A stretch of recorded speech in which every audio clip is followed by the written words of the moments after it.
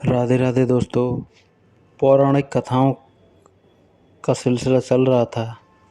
आज मैं आपके सामने लाया हूँ महाराज दशरथ के जन्म की कथा, जिसे आप ध्यान से सुनेंगे तो आपको कुछ लाभ प्राप्त होगा। तो सुनिए दोस्तों। महाराज दशरथ का जन्म एक बहुत ही अद्भुत घटना है। पौराणिक धर्म ग्रंथों के आधार पर बताया जाता है कि एक बार राजा अज दोपहर की वंदना कर रहे थे। उस समय लंकापति रावण उनसे युद्ध करने के लिए आया और दूर से उनकी वंदना करना देख रहा था। राजा अज ने भगवान शिव की वंदना की और जल आगे अर्पित करने की जगह पीछे फेंक दिया। यह देखकर रावण को बड़ा आश्चर्य हुआ और वह युद्ध करने से पहले राजा अज के सामने पहुंचा तथा पूछने लगा कि हमेशा वंदना करने के पश्चात जल का अभिषेक आगे किया जाता है, ना कि पीछे। इसके पीछे क्या कारण है? राजा अज ने कहा, जब मैं आंखें बंद करके ध्यान मुद्रा में भगवान शिव की अर्चना कर रहा था, तभी मुझे यहाँ से 2 योजन दूरी पर जंगल में एक घास चरती हुई गाय दिखी और मैंने देखा कि उस गाय पर एक सिंह आक्रमण करने वाला है। तभी मैंने गाय की रक्षा के लिए जल का अभिषेक पीछे की तरफ किया। रावण को यह सुनकर बड़ा आश्चर्य हुआ। रावण 2 योजन दूर जाकर वहां गया और उसने देखा कि एक गाय हरी घास चर रही है, जबकि शेर के पेट पर कई बाण लगे हैं। अब रावण को विश्वास हो गया कि जिस महापुरुष के जल से ही बाण बन जाएं और बिना किसी लक्ष्य साधन के लक्ष्य भेदन हो जाए, ऐसे वीर पुरुष को जीतना बड़ा ही असंभव है और वह उनसे बिना युद्ध किए ही लंका लौट जाता है। एक बार राजा अज जंगल में भ्रमण करने के लिए गए थे तो उन्होंने एक बहुत ही सुंदर सरोवर दिखाई दिया। उस सरोवर में एक कमल का फूल था जो अति सुंदर प्रतीत हो रहा था। उस कमल को प्राप्त करने के लिए राजा अज सरोवर में चले गए, किंतु यह क्या, राजा अज जितना भी उस कमल के पास जाते, वह कमल उनसे उतना ही दूर हो जाता और राजा अज उस कमल को नहीं पकड़ पाए। अंततः आकाशवाणी हुई कि हे राजन,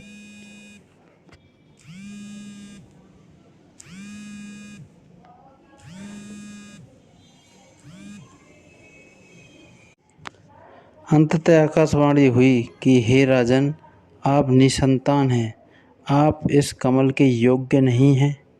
इस भविष्यवाणी ने राजा अज के हृदय में एक भयंकर घात किया था। राजा अज अपने महल में लौट आए और चिंताग्रस्त रहने लगे, क्योंकि उन्हें संतान नहीं थी, जबकि वह भगवान शिव के परम भक्त थे। भगवान शिव ने उनकी इस चिंता को ध्यान में लिया और उन्होंने धर्मराज को बुलाया और कहा, तुम किसी ब्राह्मण को अयोध्या नगरी पहुंचाओ, जिससे राजा अज को संतान की प्राप्ति के आसार हों। दूर पार एक गरीब ब्राह्मण और ब्राह्मणी सरयू नदी के किनारे कुटिया बनाकर रहते थे। एक दिन वे ब्राह्मण राजा अज के दरबार में गए और उनसे अपनी दुर्दशा का जिक्र कर भिक्षा मांगने लगे।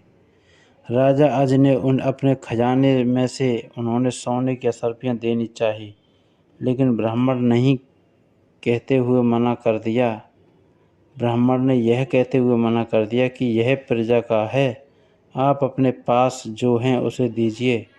तब राजा अज ने अपने गले का हार उतारा और ब्राह्मण को देने लगे, किंतु ब्राह्मण ने मना कर दिया, यह भी प्रजा का ही संपत्ति है। इस प्रकार राजा अज को बड़ा दुख हुआ कि आज एक गरीब ब्राह्मण उनके दरबार से खाली हाथ जा रहा है।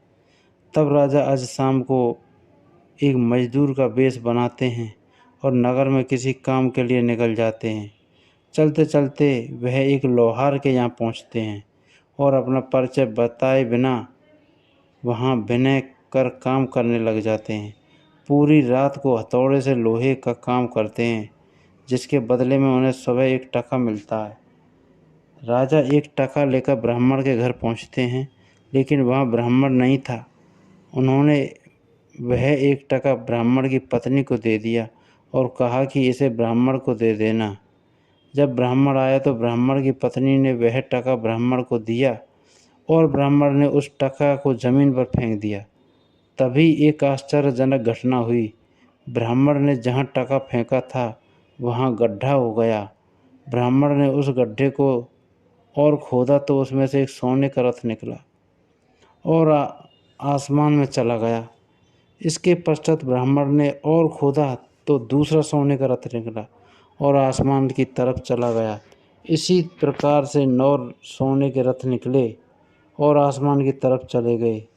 और जब 10वां रथ निकला तो उस पर एक बालक था और वह रथ जमीन पर आकर ठहर गया। ब्राह्मण उस बालक को लेकर राजा अज के दरबार में पहुँचे और कहा, राजन, इस पुत्र को स्वीकार कीजिए। यह आपका ही पुत्र है जो एक टका से उत्पन्न हुआ है और इसके साथ में सोने के 9 रथ निकले हैं जो आसमान में चले गए, जबकि यह बालक 10वें रथ पर निकला, इसलिए यह रथ तथा पुत्र आपका है। इस प्रकार से दशरथ जी का जन्म हुआ था। महाराज दशरथ का असली नाम मनु था और ये 10 दिशाओं में अपना रथ लेकर जा सकते थे, इसलिए दशरथ नाम से प्रसिद्ध हुए। तो दोस्तों, अगर कहानी अच्छी लगी हो तो लाइक शेयर सब्सक्राइब करें। राधे राधे दोस्तों।